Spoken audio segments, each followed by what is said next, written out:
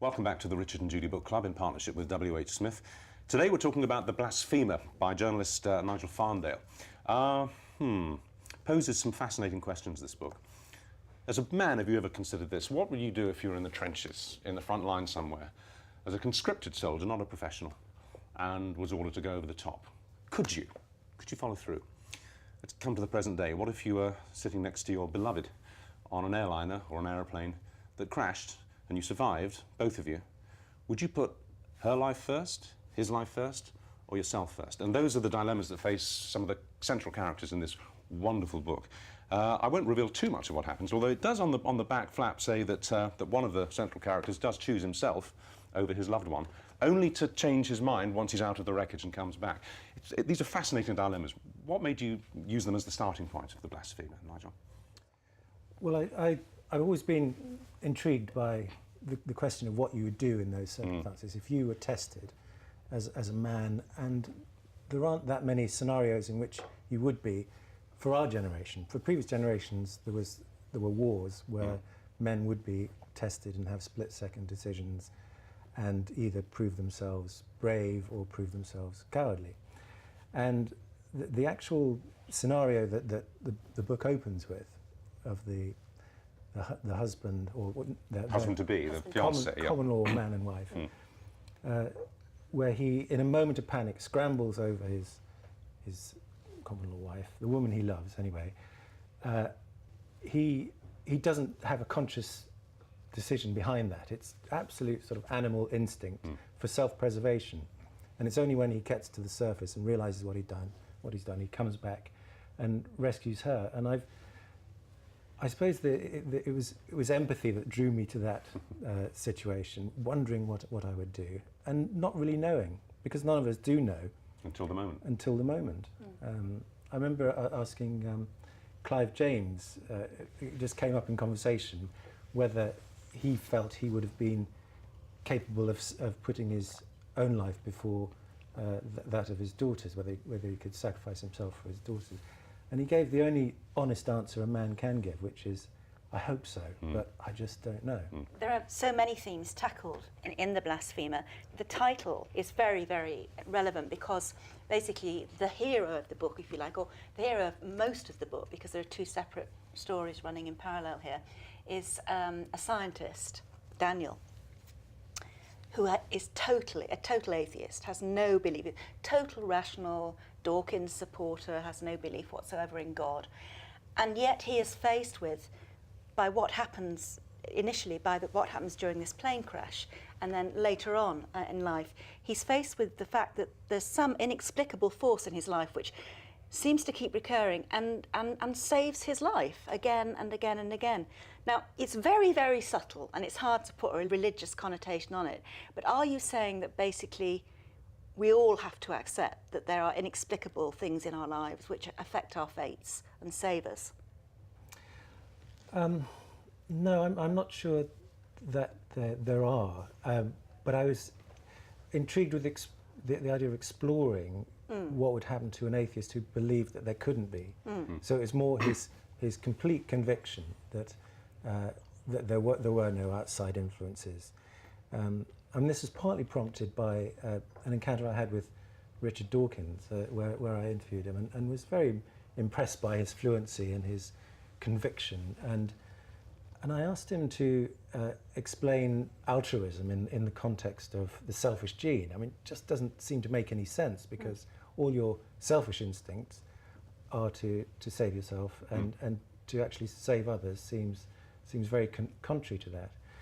And he sort of gave a mildly compelling answer to that, but I came away unconvinced, and then I started to wonder what someone like him, who was so convinced of their atheism, what they would actually do if they confronted something which they couldn't explain. It just kept out of reach of their scientific inquiry. Right. But it's not just a philosophical book, it's a damn good story.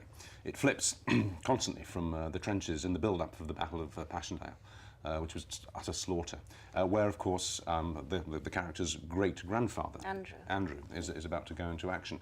You write brilliantly about trench life not just the battles, but the day-to-day grinding nature of that, and also beautifully about the way that the war would brutalise sensitive men. There's an officer in this who is a composer and a conductor and is in love with classical music, but he is one of the most brutal characters in the book, and he's been made so by the war. Was that entirely from your imagination, or did you do a lot of research into the psychology of what happened to men in the trenches? Well, I did do a lot of research, and there was a certain type, particularly among the officers, of people who'd had incredibly sort of elegant, distinguished educations, and there were some of the most brutal men in a funny sort of way were the chaplains, because they got to see so much gore. And human nature at its worst, that they became quite sort of callous in the way that their attitudes to what was going on and their hatred of the Germans. There was a bishop who gave a sermon which was absolutely blood-curdling, and saying you've got to kill more Germans, and this seemed a very sort of unchristian message. But it did brutalise men, and particularly men of a very sensitive nature, and the Second World War did that, of course, as well, in more dramatic terms, because so many of the Nazi, those who were most genocidal, were also those who were most civilised and university educated. Yeah. But and you dedicate the book to your own grandfather. He fought in the trenches. Did you talk to him much about what happened to him? Did you get anything for your book from him? I did talk to him a lot, because I knew him very well, because he was 90 when he died, and I sort of grew up listening to his stories and being mesmerised by his accounts of what happened in Passchendaele, and it did scar him for life. Really, he was prone to mood swings, and we all knew that when he would go quiet sometimes for weeks on end, it was because of the terrible things he'd witnessed during Passchendaele, which he managed to somehow survive.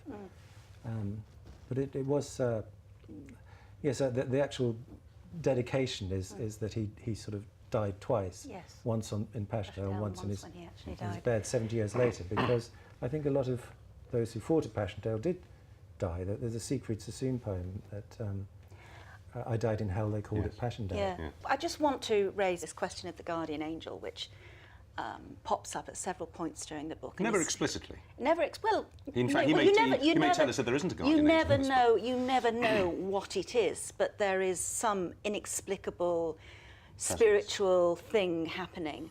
I love the idea of what you say about imagining Richard Dawkins to kind of be in that position. Did you sort of think Daniel was kind of a younger Richard Dawkins when you were writing it? I think I did, yes. I liked his sort of very sort of literal mindedness and his just his approach to the world. Yes, I suppose. Whether I think there was a guardian angel, I'm not sure. I think I like the ambiguity about it, even to myself.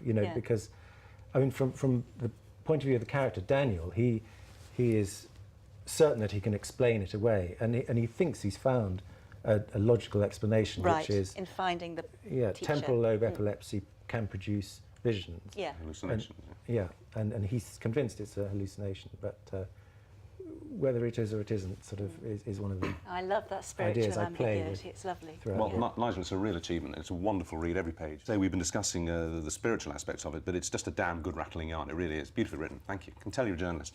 Thank you very much. Has a real logic to it. So that's The Blasphemer by Nigel Farndale, a fine book. Do go to this website when you've read it and post your review or views, your blog, whatever you want to do. We love hearing from you. It's WHSmith.co.uk/Richard and Judy. Happy reading.